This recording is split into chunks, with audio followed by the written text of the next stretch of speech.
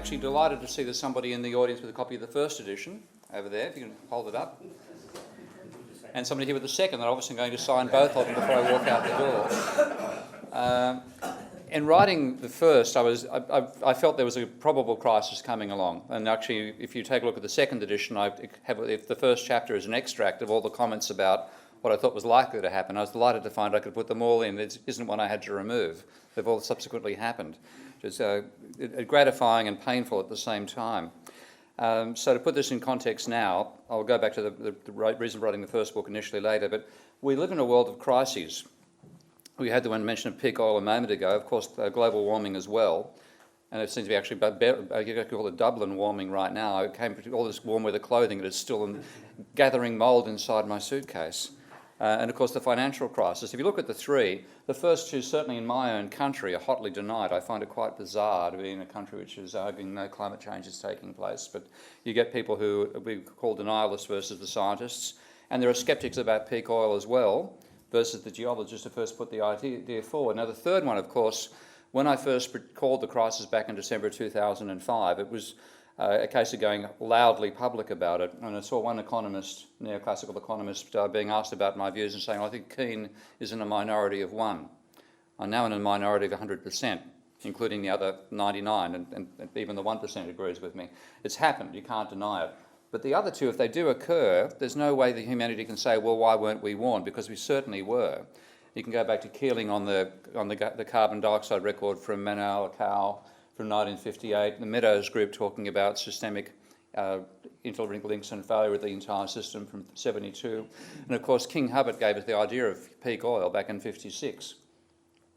And the second line you can't see there with the resolution problem says, I actually have to guess myself what it says. Yeah, it'll occur because of professional advice has been ignored. Pardon me losing part of the screen. I hope that won't be crucial. We'll soon see. Now, the economic factor losing the top and the bottom of the screen. That's great. We'll get there. Okay. Now, the financial crisis is very, very different because the consensus of economists not only didn't warn about it, they were saying, look forward to sunny weather. They predicted a blissful economic future. And my favourite quote there came from the OECD, where in June of 2007, they literally came out and said, our economic forecast remains quite benign. Then the patient dies of cancer. Now, in fact, the crisis occurred because we followed the advice of neoclassical economists, up to and including, of course, the Maastricht Treaty, which was drafted by neoclassical economists. So we've followed their advice and a crisis has occurred, which is not what you normally have happen, which I think is why the public is in such a state of confusion and to some extent denial as well, because we've done what the experts said and we're having a catastrophe. That isn't what you normally have happen. So how could it be that way? Well, to me, we hold onto a set of beliefs which are the neoclassical approach to economic theory, despite logical flaws and despite empirical failings, including the massive one we're in right now. And people often look for an ideological explanation for that, and that makes partial sense because it does justify the current distribution of income and power. But to me, it's unsatisfactory. If that was all it was, it wouldn't hold on permanently. And most people I know who are neoclassical economists are amongst the most altruistic individuals I've ever known. They genuinely are doing what they're doing because they believe it's better for society, despite the fact they're preaching a philosophy of individual gain and every man for himself. They're doing it because they believe it'll make society a better place. It's one of those weird paradoxes. And of course, in following the advice that they've been given, we've destroyed huge amounts of wealth and power at the same time. It certainly worked for the power structure while the system was rising, but it's been catastrophic. I noticed one of your poor billionaires only has 11,000 euro left. Yeah, that he's letting you know about. So I think there's a deeper reason for the tenacity of the views they have, and that is that, to quote the great American humorist Mention, he said, explanations exist, they've existed for all time, there's always a well-known solution to every human problem that is neat, plausible and wrong. And the neat and plausible, neoclassical theory is neat and it's plausible, but it's fundamentally wrong. And this goes to the level of truly fundamental flaws in the theory as well as the empirical failures. But they ignore them because it comes back, it feels neat and plausible. It explains everything. And as Popper put across so effectively, well, not quite effectively enough and a long, long time ago, but if a theory explains everything, it explains nothing. Okay? And that's the great problem. You can't contradict it. And even what we're seeing right now, the neoclassicals are finding ways to say, well, our models could have predicted this. All we had to know was know what size of shocks were coming along. and now they're putting in variable shocks to make their models fit the data that they couldn't fit without modifying the shocks. So what we have to get to the stage where the fact that it's wrong trumps the fact that it's neat and plausible. And I'm working on what I might call complex and sensible, but generally right models of the macroeconomy. And we need to get to the stage where we don't go for the plausibility. It has to sometimes have implausible elements because we're living in a complex system. And you don't get straightforward housekeeping answers to a complex system. So that's the ambition of Debunking Economics, the second edition. And I'm writing to a wider audience because I knew neoclassicals would not bother reading the book first time round. Okay? This time round they might actually consult it. So I've actually written more academically. One decision I made I regret in the first edition was to make it less like an academic book. I put years and author references but not page numbers.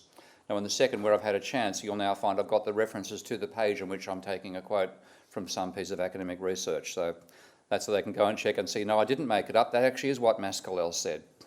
So to me, the real truth of the whole problem, the reason the neoclassical economists continue believing this stuff, is they don't actually know their own theory. They think they do.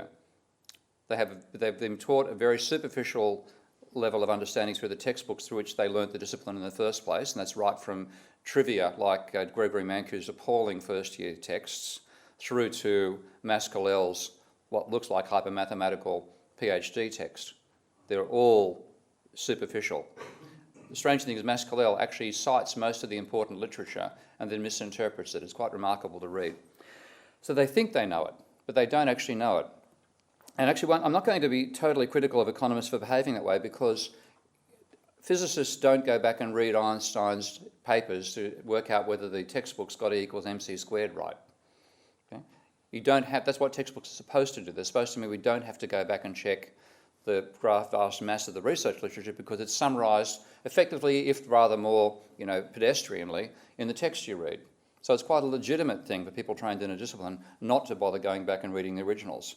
But that's been something which works in most disciplines, doesn't work in economics. So the textbooks do not transmit the state of the actual research properly. If they talk about it at all, they distort it. Normally they don't even know it happened.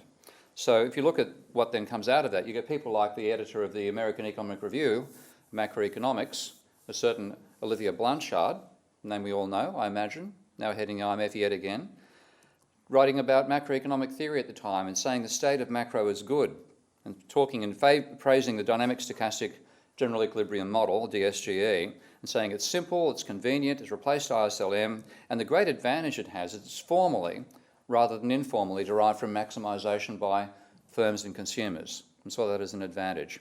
Now, I've got the 2009 date there because that's when it was finally published in an academic journal. Notice the timing. But he actually put it up as a working paper on the 13th of August 2008. Now that is 1 year and 6 days after we now record the start of this financial crisis, with the BNP shutting down 3 of its funds that were exposed to the American subprime market. How anybody could publish that at that stage is a sign of utter delusion. Now, a year later, he's changed his tune somewhat and said, well, obviously what they call the Great Moderation lulled us into believing we knew how to run the macroeconomy.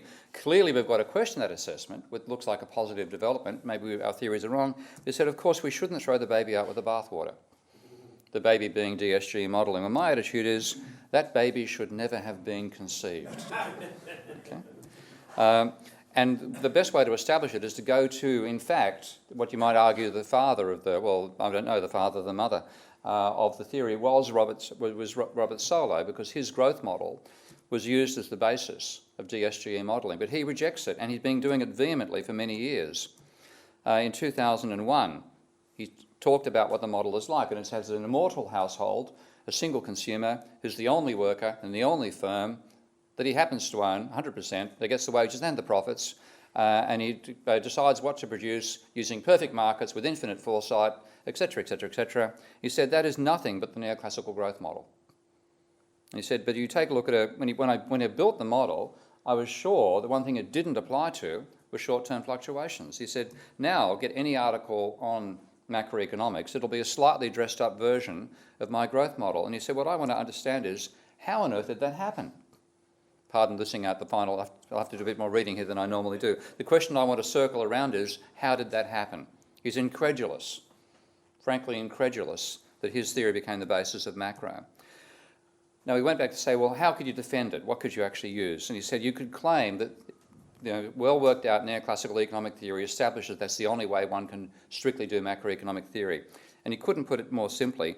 That claim is a delusion. And the reason it's a delusion is the Sonnenschein-Mantel-de-Breuer conditions. Now, how many in the audience have heard of those conditions before? I get a rough hands up. A few. That's not bad. That's better than I normally get. Okay.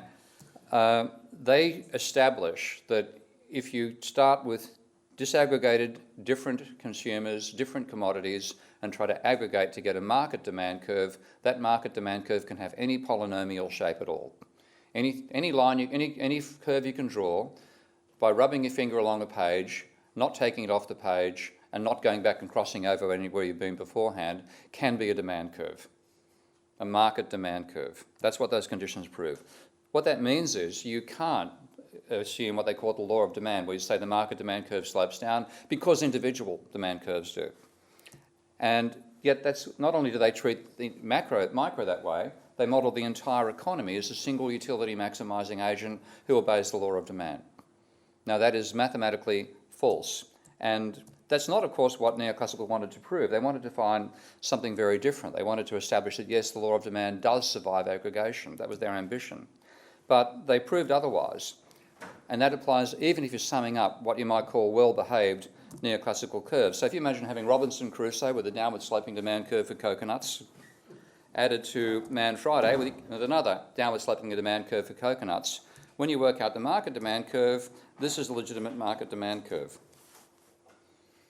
Now, if you want to do equilibrium analysis with that, good luck, because being able to draw an arbitrary curve and say that's a demand curve, and then even if you can draw a supply curve through it, which strictly speaking you can't, another story that I cover in the book, how many intersections would you like to have with that demand curve, sir? There's no way you can do equilibrium analysis with that methodology. And what actually applies with this theorem is proof by contradiction, because they start from assuming that market demand curves do obey the law of demand. They then say, well, how can we prove this? We have to show you added to there two consumers with different tastes and different income sources consuming different goods. And then say, okay, under what conditions, starting from that point, under what conditions is it true that the market demand curve has the same characteristics? And you find that you've got a contradiction. You find that it'll be true if you have all consumers are identical, consuming identical products. That's what it really boils down to. Well, that's proof by contradiction, that you cannot aggregate individual demand curves and get a market demand curve with the same characteristics. That's not how they've seen it, but it therefore doesn't obey the law of demand. And the only way it can do it is to have these contradictions, where you assume there's identical taste consumers consuming identical products. And that's what really the so-called representative agent models are about. They fundamentally model the economy as one consumer consuming one commodity. And they get into dreadful problems when they try to go beyond that. So they're contradicting the starting assumption of two consumers with different tastes and different commodities and so on. Now, they should have reacted to that by saying, oh dear, even though we wanted to get this result, that you can use market demand curves like individual demand curves and then, of course, get to the macro economy and do the same thing, we can't. We then have to accept that markets aren't simple aggregations of individuals, and we have to go beyond that. It's a bit like the Pythagoreans finding that the square root of 2 is an irrational number. Okay? They didn't then say, well, therefore, henceforth ban the drawing of equal-sided right-angled triangles. But that's what neoclassicals have effectively done. And Gorman is probably the classic. Gorman actually is the first person to discover this. I find it bizarre that this proof was first established in the year I was born. And he said, you actually get what they want. You get the effect over the whole society becomes like a large consumer with indifference curves from which you can derive Hicksian compensated demand curves, if and only if the Engel curves, which tell how rising income changes consumption, if they're parallel straight lines. Now he also ignores the fact, of course, that two parallel straight lines that pass through the same point are the same straight line. Okay? They all pass through the origin. Therefore, they're exactly the same line. Even that level of sensible realisation of what he said doesn't come through. But he then says those conditions are intuitively reasonable. And why are they reasonable? He says in effect that an extra unit of purchasing power should be spent in the same way to matter to whom it is given. Now that's not intuitively reasonable, that's intuitively rubbish. Okay? But that's then the rubbish the textbooks then reproduce. So they actually say they go back to the literature. That's what they say to the students. And you have to think entirely differently about this. And what it really means is that you can't treat macroeconomics as blown up micro. Macroeconomics is an emergent property of the complex system we're in. It has an entirely different set of laws, even if the micro laws apply, which empirically they can't. The way we've defined rational behaviour is the behaviour of somebody who, if they went shopping, would take, in a normal corner shop, would take 1.5 times the age of the universe to walk out. That you can't shop that way to begin with. But even if it did describe individuals, then you can't aggregate from that to the collective level. So you have to have macro has to be an entirely independent level from micro, which of course is the opposite of the philosophy that's dominated macroeconomics for the last 40 years, where the neoclassicals have tried to derive macro from micro. And if you're, again, I've got massive quotes from Robert Lucas and people like that in the book to that effect. So what they're suffering from is the fallacy of strong reductionism. Now, reductionism has been a major, philosophical basis of the development of science over the last 2 or 3 centuries.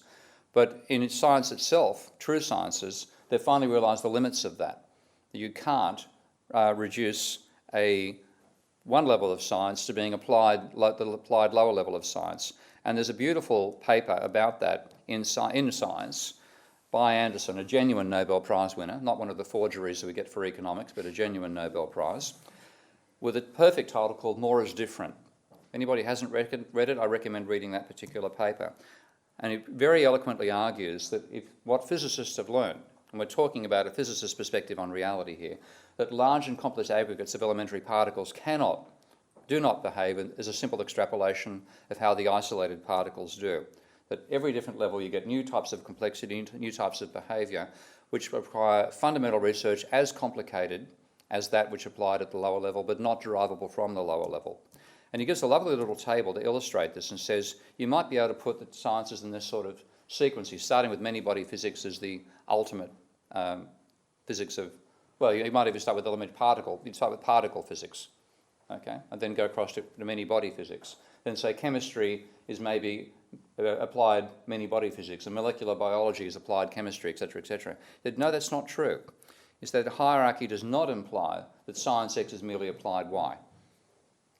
At each stage you get entirely new laws, concepts, which require generalisations and inspiration as deep as the degree from which they were allegedly derived. And he finishes off saying his psychology is not applied biology, nor is biology applied chemistry, and of course in our point of view, macroeconomics is not applied micro. But that's precisely what neoclassical economists built, and the crowning glory of that, not glory, was DSGE modelling. Now they maintain that by poor scholarship and poor technique and by ideology. And the scholarship is appalling. I would probably, if I had a bunch of neoclassical economists in my history of economic thought course, I'm sure most of them would fail. Okay? Even on their own literature, let alone anything they haven't read outside that. Now, partly because they rely upon their textbooks, and activists, the theory vindicated, they don't know the theory's been contradicted. So Mark Toma, for example, one of the better modern neoclassicals, on the Economist typepad, wrote sometime last year that he thought he'd better go back and read the SMD conditions. Apparently they had fairly strong implications for macroeconomics. He's actually ordered a reviewed copy of Debunking, so I'll see whether he takes me seriously on that front. But they just don't know their own theory. And again, as I say, I don't blame them all that much because they're doing what people in a sensible science do, trusting the textbooks. But what I do blame them for is not realising how absurd what they're being told in the textbooks actually is. Now Solow, I've just used Solow to trash neoclassical DSGE modelling, but he shows an example of just how poor the scholarship is. I've got to also forgive him to some extent here in the sense that Solow did engage in the Cambridge controversies, and he did have a very miserable relationship with Joan Robinson, and she was capable of making somebody's life very miserable if she decided to take them on, so I can understand the visceral side of his reaction there. But he says, here's him talking about his own scholarship of Keynes. So the dominant framework for thinking about the short run is roughly Keynesian, inverted commas. He then elaborates. I use that label for convenience. I have absolutely no interest in what Keynes really meant. Well, is it any wonder that the same level of scholarship is applied to him? Because he's puzzled Why on earth did people misinterpret my growth model? It's exactly for the same reason, Robert, that you misinterpreted Keynes. So it's a tradition of bad scholarship, and if we have to reverse that, given the state of the discipline, we have to get to the stage where the study of the history of economic thought is a fundamental part of any course on economics, but it certainly isn't right now. The other is the fetish, the technique side of things, this fetish they have for equilibrium thinking, and they believe that equilibrium models are elegant. Show them to a physicist, they'll crack up in laughter that anybody thinks that nonsense can model a dynamic system. Now, again, I find it's remarkable when you read a book like Maskelyne, which is a difficult thing to do because it isn't exactly great prose, let alone great mathematics. But he's talking about page 700 in this 1,000-page tome that students have to suffer through to get a PhD in America these days. He said, one characteristic that distinguishes economics is using equilibrium as the centre of our discipline. Now, the funny thing is, whenever I attack them, oh, no, you don't know, you're old-fashioned, we've moved on from equilibrium analysis, blah, blah, blah. Like a moving target. Every time he throws an allegation at us, say, oh, this paper doesn't use equilibrium, or we're using dynamic equilibrium, blah, blah, blah. It's equilibrium, and you'll find it when they don't realise they're under attack, they'll say it honestly. Then he says other sciences put more emphasis upon determining dynamic laws of change. He says, in contrast, again, honestly, it's page 700 roughly, I think page 620, we have hardly mentioned dynamics. The reason, informally speaking, is that economists are good, or so we hope, at recognising a state of equilibrium, but poor at predicting how an economy in disequilibrium will evolve. That's nonsense. They're good at assuming that everything is a state of equilibrium. And even Solomon, writing his 2003 paper, spoke about what's the possibility of the neoclassicals responding to a pathological event in the future, like a crisis we're going through now, by saying the economy is actually in equilibrium and just adjusting to large exogenous shocks. And he then put a beautiful line after that, which I've now concluded in some more recent papers, not in the book itself. He said, but why should reasonable people believe that? But that's when neoclassicals are trying to get reasonable people to believe that the crisis has been caused by exogenous shocks, which varied in size throughout the crisis, up and then down, and back up again and back down again, but never turned positive. Isn't that strange? A random process with an equilibrium, with a mean of zero that never goes positive. And Bernanke, on being an expert of the neoclassical, the expert of the Great Depression. This is again what we're suffering through, is how did they interpret the last major event like this we're going through? He is not an expert on the Great Depression. He's an expert on developing a neoclassical explanation of the Great Depression. And since the neoclassical theory says capitalism can't have fundamental crises, the only explanation you can give is the butler did it.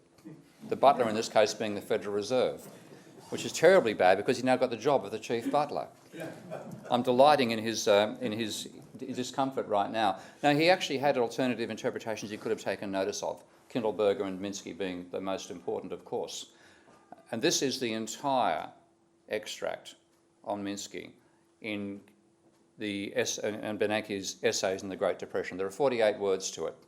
That's in the text.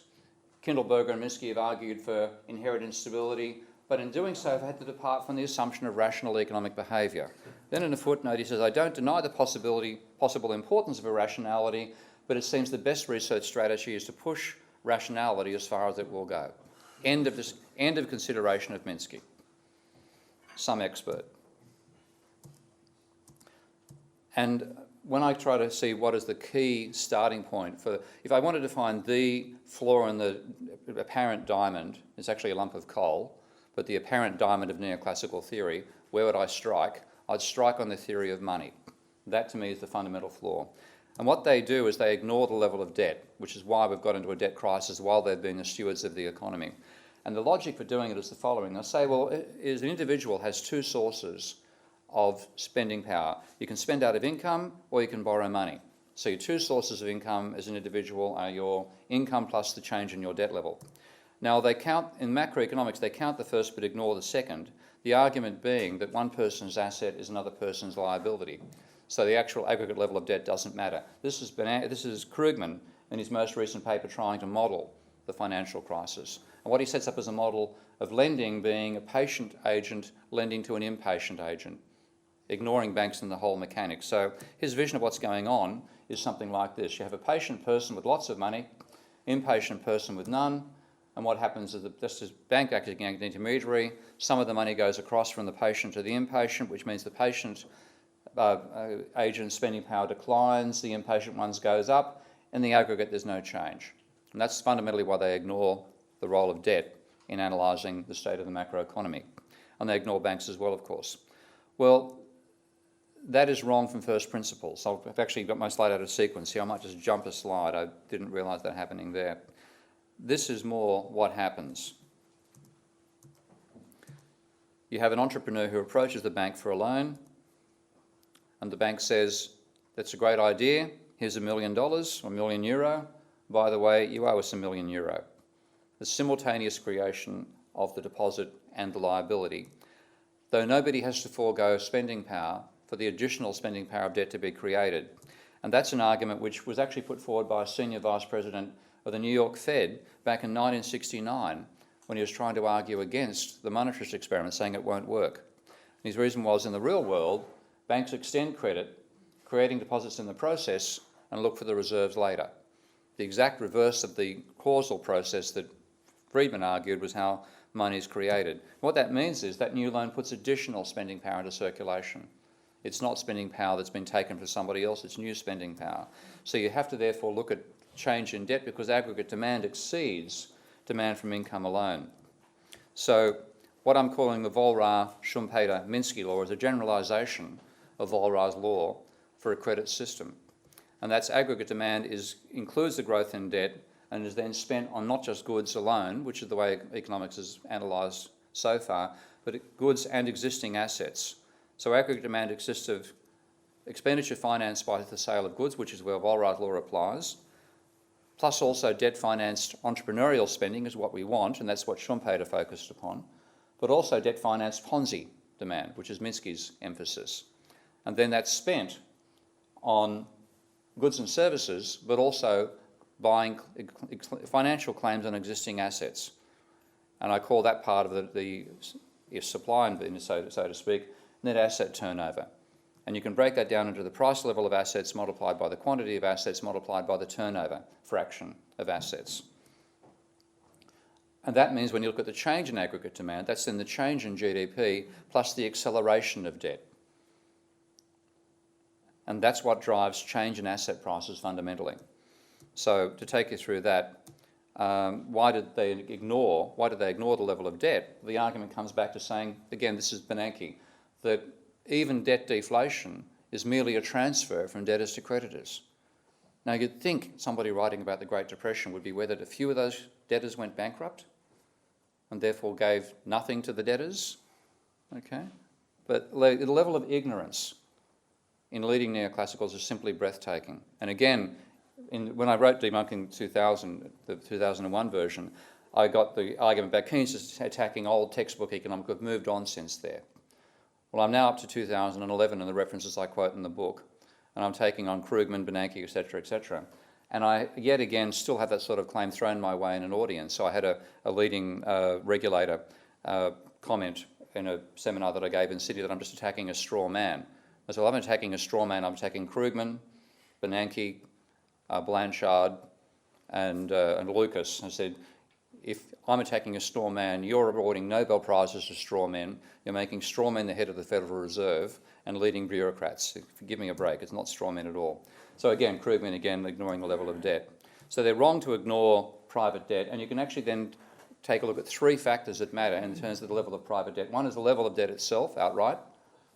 That is an issue. The rate of change of debt and how fast the rate of change of debt is changing, the acceleration of debt. And when you look at the level of debt, this is what they were ignoring. And of course the Federal Reserve collects this data. This is the ratio of debt to GDP in America for the last 90 years. The first peak was the Great Depression, the second peak is where we are now. That peak in the Great Depression involved 2 years of massive deflation. From 1930 on, the debt level was actually falling in nominal terms.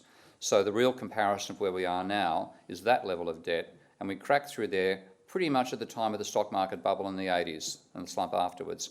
This crisis began with the debt ratio 1.7 times as high as the Great Depression. So that's why it's one of the many reasons it's a bigger crisis than the Great Depression itself.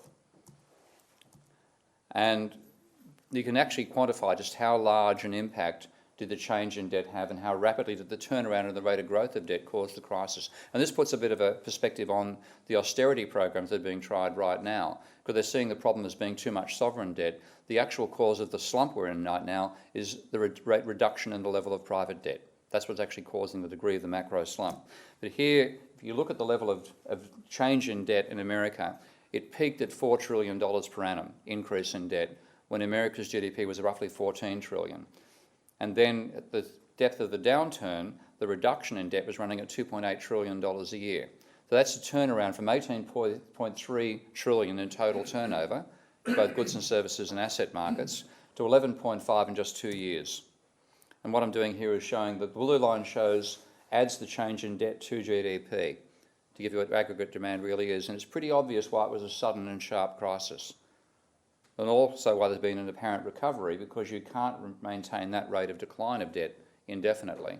So therefore it turns around at some point. That's a slowdown in the rate of decline of debt. It's still reducing demand at this stage and will continue doing so, which is why the debt level is so intractable. Now, yes, there's been a rise in government debt, and that's what's the focus of current political debate, the sovereign debt crisis. But in America, that was about 30% of GDP, versus a 47% fall in private debt, and they're still ignoring the level of private debt. Now, if you take a look at the aggregate picture, it's fairly obvious which one matters more. Private debt levels, far greater than public debt, and of course, when you're in debt as a private person, you can't print money to pay off your debt. You can in the government, when you have a sovereign currency, which the Europeans don't have. But that is the scale. You can see just how drastically that private debt level is paid down. And yes, the public debt level has risen, but it's rising in response to this. And therefore we're misdiagnosing the problem to focus upon sovereign debt. The crisis is fundamentally one of private debt. Now this is looking at the correlation in the change of debt to unemployment. And again, from a neoclassical point of view, this correlation shouldn't be zero, but it should be fairly small. That correlation is 0.96 between change in debt and the level of unemployment. Okay? A bit better, a bit different than insignificant. The only way they can get any significance in their own theories is the rather hobbled version of the credit accelerator that Bernanke had as a financial accelerator, where he still argued the distribution of debt matters, not the aggregate level. That's change in the aggregate level correlated to unemployment. But that itself is, I wasn't surprised to have a correlation of that nature. Even I was surprised by the scale of the R squared. But the argument about the credit accelerator then says the acceleration in debt should be correlated to the change in unemployment. I've got to admit to being a statistical coward here. I knew that was implied by my analysis, but I didn't dare look at the data. I thought it just won't support it. It's just that's a bridge too far to expect economic data to support, even though theoretically it was correct. So three guys, Biggs, Meyer and Peck, beat me to it. And they defined what they call the credit impulse. And then once they'd shown it was there, I took a look at the data myself. And this is the correlation between the acceleration in debt and change in unemployment. Turned around so you can see the correlation visually. And you get an R squared of minus 0.75, which is you're correlating a second differential to a first in economic data and still getting an R squared that big. It's not something you can ignore, but neoclassicals continue to ignore it. And it even applies at the stock market level, because when you argue acceleration of debt is the factor in the change in aggregate demand, that is then going to be the driving factor in change in asset prices. So to maintain continuous rising asset prices, faster than GDP, faster than consumer prices rise, you have to have accelerating debt, which is why asset bubbles always crash. They have to, you can't maintain positive acceleration forever. And even looking at something as volatile as the Dow Jones over 20 years, that's going back to 1990, that's the correlation of acceleration in debt to change in the Dow Jones on a monthly basis. It's not big, but it's still positive and certainly significant. Much more obvious when you take a look, pardon me, at the housing. I haven't got the housing correlation as 0.8. Okay? If you correlate the acceleration in housing debt to change in the Case-Shiller index, you get a correlation coefficient of 0.8. So fundamentally, rising house prices are due to accelerating debt. And of course that would apply in Ireland as well. So to get a realistic theory, you now need to go to Minsky. Has anybody here read Minsky? A few hands, many more than would have been some years ago. So Minsky's thesis starts with an economy in historical time. Now, both those elements are missing from neoclassical theory to begin with. If you're in historical time, there's been a debt-induced recession in the recent past. And that means that after that crisis, both borrowers and lenders are conservative about the amount of debt they'll take on, which means that only conservative projects are put forward. But because the economy has recovered, most of those projects are going to succeed. And since they succeed, firms think, oh, we were too cautious. If we'd borrowed more money, we would have made a greater levered profit. So debt to equity ratios rise and you start to put a high valuation on assets. And in Minsky's classic phrase, stability is destabilising. A period of tranquil growth in a capitalist economy with sophisticated financial institutions and an uncertain future causes expectations to rise. And that rising expectations leads to rising levels of debt, rising levels of investment and so on. Now, for a while, that gives you a genuine increase in economic activity. You're investing more, the economy grows more rapidly. That's more the Schumpeterian side of things. But ultimately, you start getting what Minsky calls the euphoric economy, where people are so caught up in the growth of the whole system and the financial side as well, that they are literally using the word euphoria to describe the moods they're in. There are other reasons for the euphoria in the finance markets. We're all quite aware of those, I'm sure. Now, also you have an endogenous expansion in the money supply. The money supply will grow. Again, this is the endogenous money argument. And that, of course, supports the growth of both riskier investments, which are likely to have more losses in them, and asset speculation, which is a 100% losing game. But when somebody's borrowing money to gamble on rising asset prices, they're not producing other new assets.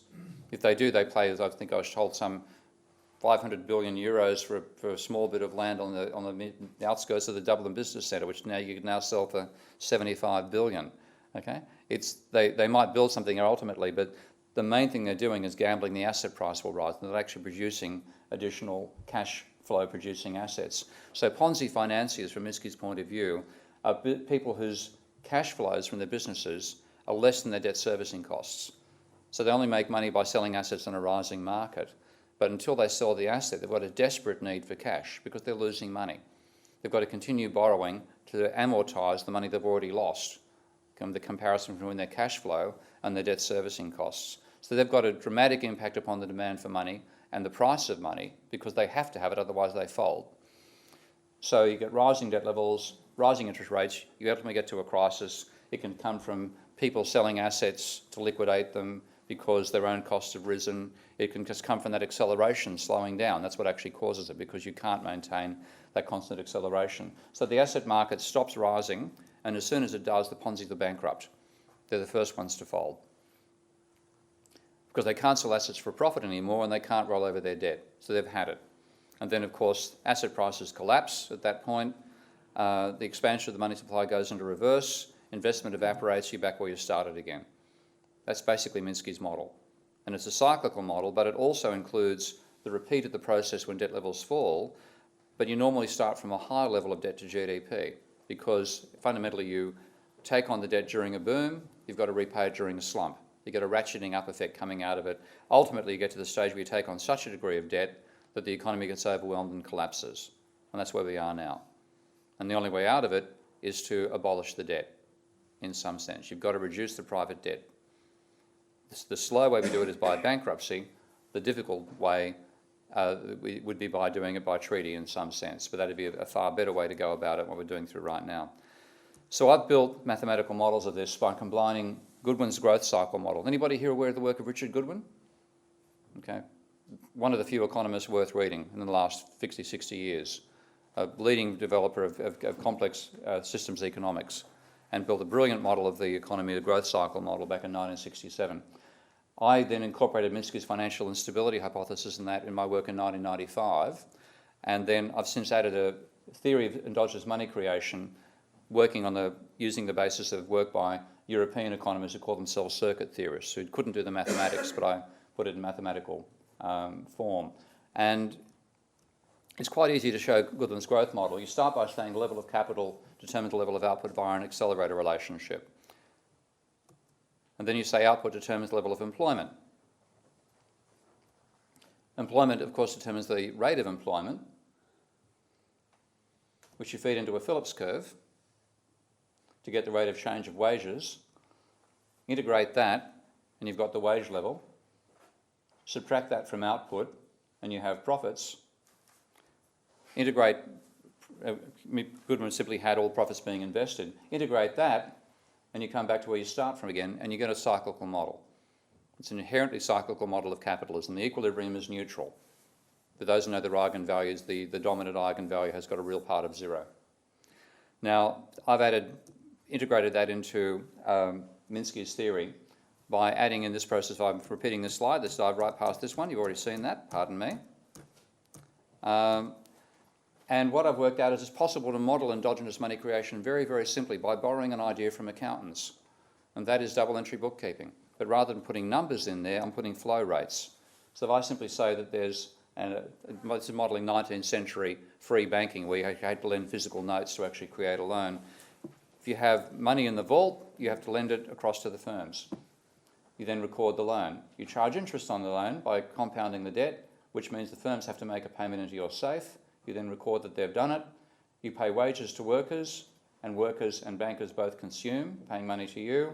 You repay the loan to the bank by putting money back in the vault again, record that it's done, and when investment takes place, there's a creation of new money where you increase the debt, the deposit, and simultaneously increase the asset.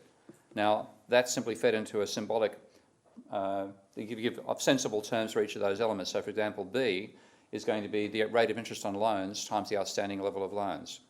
Now, from that, I can derive a continuous time model of financial growth. I stole the equations out of there because I was talking to a lay audience last night. I didn't want to freak them out and haven't put them back in here again. But what you then get is a model which, when I include Goodwin's components to it, I can reproduce something like this. This is the American data on inflation, unemployment, which neoclassicals took seriously, and the level of debt, which they ignore. Smooth data, heading out, of course, to 2010 before a turnaround began to occur in inflation and a bit in unemployment. But that's the data in the American economy before the rescue schemes began. This is one of the outputs of my model. I'm not trying to empirically match the data, but qualitatively I want to match the behaviour.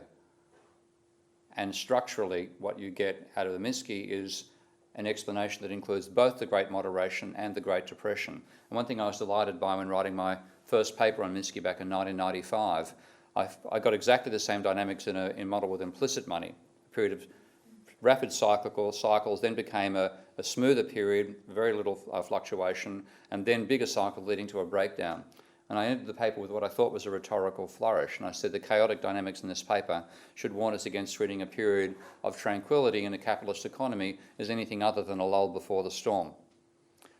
Boy, I was glad I was rhetorical 15 years later. Thank you.